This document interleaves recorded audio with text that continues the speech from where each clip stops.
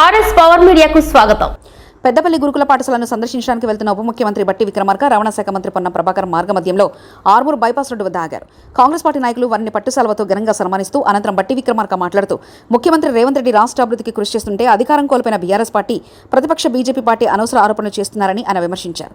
మంత్రులను సన్మానించిన వారిలో మానాల మోహన్ రెడ్డి, పట్టణ అధ్యక్షుడు Saibaba Goud, municipal vice chairman Sheikh Mannu, నాయకులు అయ్యప్ప శ్రీను, ఫ్రాన్షు, చిట్టి, సలీం తదితరులు ఉన్నారు.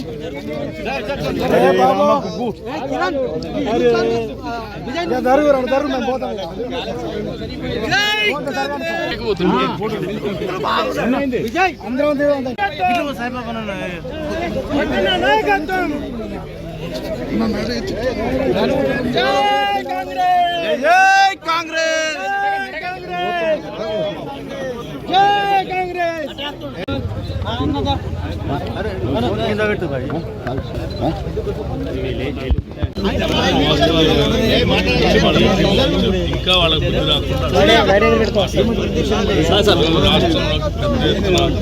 పరిశ్రమలు వస్తూ ఉన్నాయి, చూస్తూ ఉన్నారు.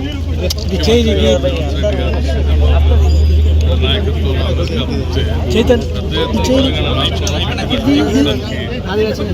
చాలా